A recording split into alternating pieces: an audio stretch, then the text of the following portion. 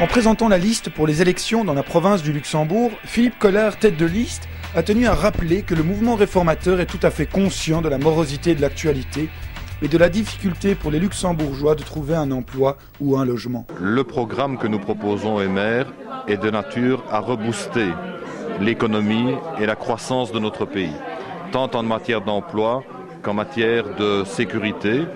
Et puis évidemment, le message que je tiens à leur faire passer aux électeurs, c'est que dans une province comme la nôtre, qui a des particularités tout à fait différentes des grands centres urbains, il faut vraiment se battre pour défendre notre spécificité, c'est-à-dire une faible densité démographique, mais par contre une très grande étendue de territoire, qui rend plus difficile d'apporter une même qualité de service à tous nos concitoyens que dans les centres urbains.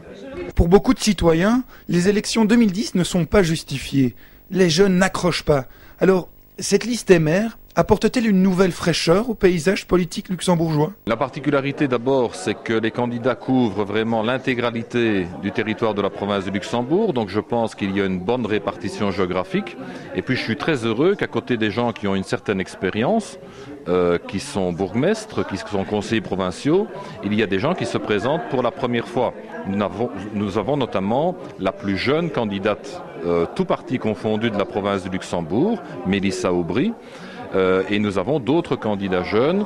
Donc c'est faire mentir en quelque sorte le bruit qui court, comme quoi les jeunes ne sont plus intéressés par la politique et que les jeunes sont dégoûtés par la politique. Non, il y a encore des jeunes très représentatifs dans les milieux sportifs, dans les milieux culturels, qui sont prêts à s'investir à nos côtés. Eh bien voilà un point positif. Les jeunes Belges s'intéressent à leur pays. Mais peut-être ont-ils du mal à comprendre une problématique qui ne les touche pas directement. BHV est bien loin des préoccupations luxembourgeoises quotidiennes. Et pourtant, il n'a jamais été aussi important de voter. Ceci est un paradoxe ou ne l'est pas. En tout cas, pour Dominique Tilmans, tout est clair. Aujourd'hui, les francophones n'ont pas seulement rendez-vous avec la Flandre. Les francophones ont rendez-vous avec eux-mêmes.